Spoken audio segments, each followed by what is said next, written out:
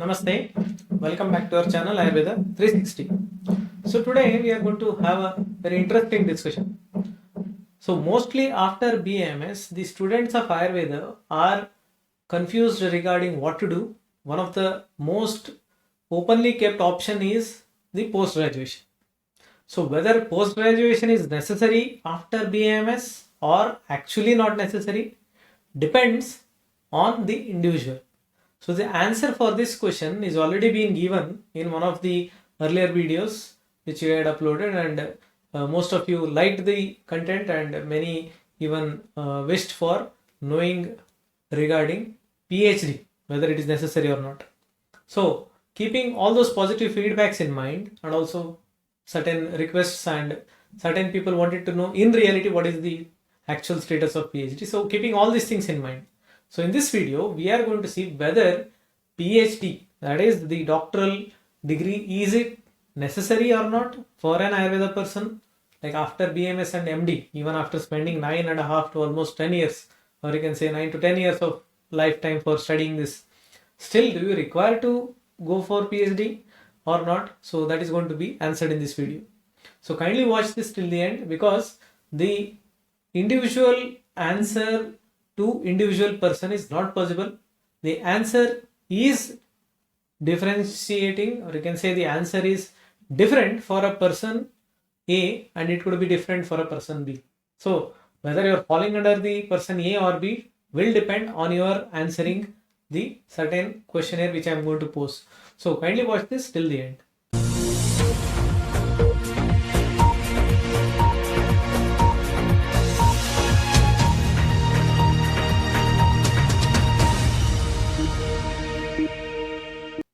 So this video will be done based on the questions and the options. So each question will carry 4 options. So each option will be given a specific grading. So the highest being 3, then 2 is the second, 1, and ultimately 0 is the last option, or you can say last grading. So depending your answer, you will need to mark the questions and the answers, that is based on your answer, the grades. So if you are choosing the option with the highest grading, then you have to give 3. If you are choosing that with the lowest grading, then you have to give 0, and in between 1 or 2. So in that way we are going to have a set of question and answers, and ultimately at the end of this questionnaire, that is session of questionnaire, you will be having a particular score with you, and that is your score, and that score will vary from you with that of the other friend of you. So definitely the priority may change, or the ultimately my guidance would be different for each of you. So first and foremost thing why you need PhD is basically the academics. Academic field is the one which demands PhD at certain stages.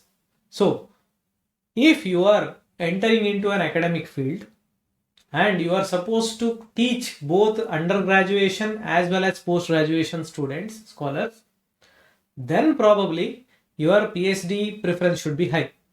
So if you are entering an institute, both UG and PG are there, or imagine you are entering into an institute where only UG is there and the college is planning to get some post-graduation course in your department, then you can have highest priority for PhD in this, only in this section, that is you will give 3 points for yourself. Imagine you are in a UG college. Second option is if you are in a UG college, like there is no post-graduation there, only UG, and you don't have any second source of income. What I mean by second source of income is you are not having any private practice, neither you are having any pharmacy, or neither you are doing any of the Ayurveda related work through which you are earning something else. So the entire your earning is depending on the institute where you are working. If that is the case, even if you are doing only UG teaching, you can keep the PhD option. In this case, you can give yourself the points 2. Now the third option, imagine you are just teaching an undergraduate students, like undergraduation students, but you are running a private clinic and it is running successfully, like you are getting busy there in the evening times and morning times, early morning, and or else you can imagine you are already starting some pharmacy, some other Ayurveda business you are doing other than the teaching. So you are having 2 sources of income. One is the teaching and teaching only UGs, and second is something else, practice. then you can give only 1 point as the priority in this case. And if you don't have any interest at all in the academic field, then PhD is not the option for you. You can give 0 points. So this is in relation to the question number 1 or the point of vision in relation to academic field. So the second category what we are considering here is in relation to research activities. Now, if you are personally interested to carry out research, and if you are about to get certain projects independently in near future, certain institutes, certain universities give the teaching faculty or the Ayurveda fraternity an opportunity to have a research work, that is independent research. So if you are personally interested and if you are about to get in near future, if you have an idea, then you can give priority to PhD. So in this case, you can give yourself 3 points. So in the second case, you are interested personally, but you don't want to take any independent research, but you may collaborate with certain of the agencies where you may be a co-investigator or you may be a part of that research project in one or the other way, not independently taking up any research. Still you are wanting to go for a research field, then you can give yourself 2 points. Another possibility is you are not interested personally, like to carry out PhD. So you don't want to waste again time on that. But you feel like in the near future you may get a like opportunity to conduct certain research in the institute, or you may be given responsibility in this field which may decide your career in near future. So in that is the case, then you can give yourself 1 point. So this all depend on where you are working, which institute you are working, which management you are working under, what are their aims and visions. So all those things matter here. And the fourth option is if you are not at all interested in the field of research, you are just interested in the field of practice. If you just want to teach students because you like to teach or your communication skill is good, then you don't have to worry about this PhD. You can give yourself 0 points. So this is in relation to the second category, that is the field of research. So the third criteria what we are going to see is in relation to full-time PhD versus part-time PhD. There are many universities where part-time PhD is allowed, where you are working in the institute as an assistant professor and also simultaneously you are carrying out PhD in one or the other university. That is part-time. Full-time is usually in the national institutes. So there completely you have to dedicate yourself, leaving out all other jobs. So in this case, how you can decide whether you require PhD or not? So here, if you are getting full-time PhD, so if you are getting full-time PhD and that is stipend seat, within 5 years of completing your PG, post-graduation, imagine you are completing the post-graduation by 2020. So within 2025, within these 5 years, if you are getting any particular stipend seat, that to full-time stipend seat, maybe in Jamnagar, Jaipur, or you can say New Delhi, then you can give yourself 3 points in this case. In the second case, if you are getting a part-time PhD option, imagine you are not interested in full-time, you may be away from your like workplace and the institute, so you don't want to go into full-time PhD, but you want to pursue, so you plan for part-time PhD. But if the part-time PhD is like seat is got obtained within 3 years or within 2 to 3 years, you can consider within 2 to 3 years of completion of your PG, then you can consider 2 points.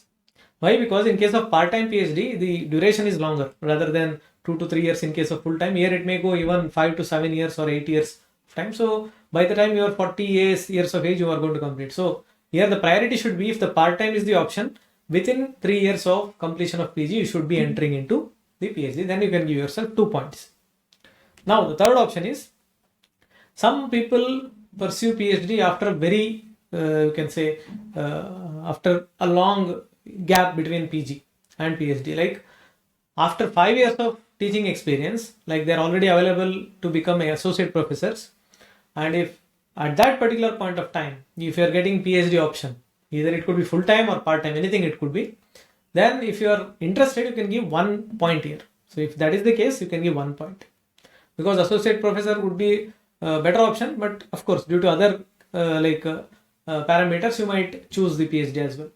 Now the last option here is, if you are completing 10 years of teaching experience, so you are able to get into the post of professor, you are basically eligible for professor post. At that particular point of time, if you are interested to do full-time or part-time PhD, then that is not the time, because you already crossed that age barrier and it is time to get into the the professor post as well as into administration of the institution. So you are basically not requiring this PhD degree. So in that case, you can give yourself 0 points. So in this way, in relation to full-time versus part-time and between the age groups, you can give yourself 3, 2, 1 and 0 points.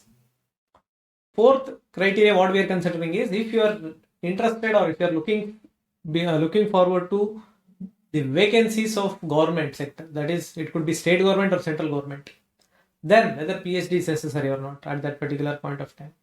So here the 4 options could be like this. If your age is less than 32, and if you are continuously preparing for the upcoming exams, because vacancies can come anytime. After announcing, if you start preparing, then you may not clear. But if you are regularly in touch with the subject, in touch with the MCQs, then possibly you will be able to clear easily. So less than 32 years of age and with continuous touch with the subject, you can give yourself 3 points. If you are not continuously in touch with the subject, and if you are still under 32 years of age, then still, if you want to pursue PhD, if you get a seat of PhD, you can yourself give 2 points. Now the third option here is, if you have crossed 35 years, and if you are getting a part-time or full-time PhD, and if you are not continuously in touch, or if you are in touch, irrespective of that, whether you are in touch with the subject or if you are not in touch with the subject, if you have crossed 35 years of age, then that time the points what you can give yourself is 1. And if you have crossed 40 years of age, irrespective of your preparation, whether you are preparing or not, very much in touch with the MCQs or not, you can yourself give 0 points in this case, because after that particular point of time, there is no utility of having a PhD degree. You can get a better option, or you can spend better time there for certain other purposes. So this is in relation to you are preparing for government sector vacancies and based on the age group. So fifth criteria what we are considering is in relation to the financial benefits, in relation to stipend.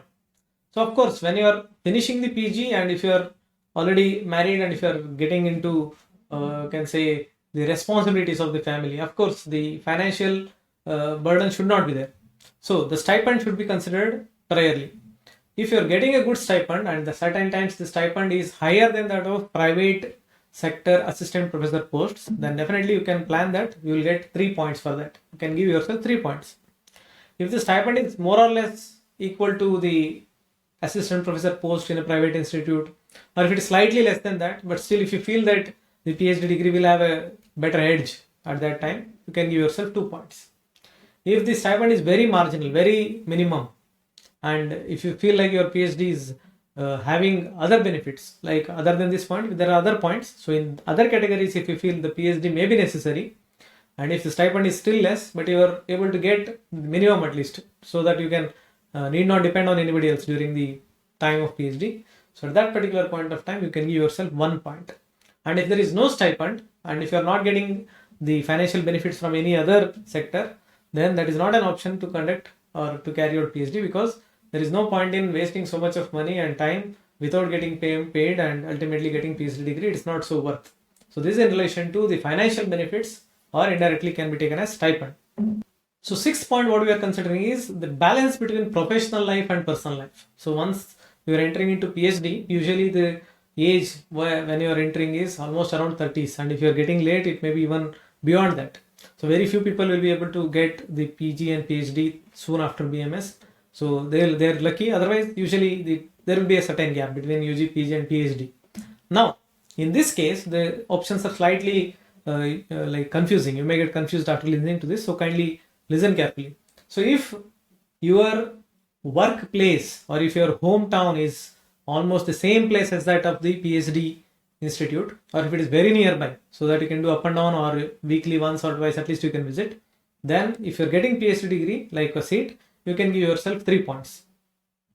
And if you have a clinic or a pharmacy already running, but if there are less footfalls, like what I mean to say is if this clinic is not yet that much established, so if in that case you can give yourself 2 points. You can close the like the setup because you feel like you're getting into loss. So better than that is come back, do PhD, get some time and get a better position, in a better get into a better position to establish it better. So the third option here is, if you are having a very good clinical setup or pharmacy setup or any other secondary income source, and if it is running very well, and then if you are getting PhD, if it is away from your home, if you have to close that, then it is not so wise to close, because you may not get those patients back. So in that case, the priority should not be there. So you can just give yourself 1 point. And lastly, the institute is very far away from your family. And if you feel like 2 to 3 years of staying away from the family and staying away from your hometown, which may affect your professional life later, then that is not an option. Then you can give yourself 0 points. So this is in relation to the balance between professional life and personal life. So the next criteria what we are considering is your ability to look into future. That is your vision of your professional life and certain of the government policies. Now these options could be also confusing, so kindly listen to it carefully and give yourself the respective points, grades. Now if you don't have any vision at all, like you don't know after PG what to do, like in relation to professional life, and even you don't know anything about the government policies, what is going on, then that is not the right time. You can go into PhD if you are getting any seat, because there at least you are going to get the time to think properly and get a better idea regarding the surroundings. So that is one option. So there you can give yourself 3 points. Now you have a good professional thinking, you know what to do, where to set up the clinic, what to do, what are the equipments required, but you are stuck with something, you are not able to execute it properly at that particular point of time, and neither you are able to get into certain other fields, like directly entering into a teaching field or anything like that. So at that particular point of time, maybe you need time, you can get into a PhD if you are getting the seat. So in this case, you can give yourself 2 points. Now the third option is, if you are not confident about yourself, like always thinking like the government is going to make PhD compulsory, if that is there in your mind, then you can give yourself 1 point. So that is, you have good professional thinking, everything, but you have somewhere in your mind that maybe it could be compulsory in future. So such kind of confusions, which you make yourself, you yourself will be confused whether you are competent or not. In that case, you can give yourself 1 point.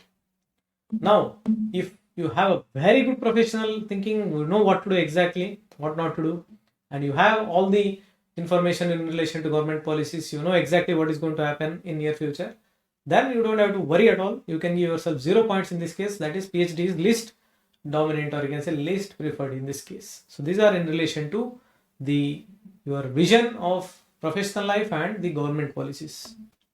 So the last criteria what we are considering is anything in relation to extra income other than the usual income. So imagine if you are working in an institute and the university under which your institute is there gives an opportunity for you to become a guide or a supervisor, to guide a PhD scholar, maybe a part-time PhD scholar.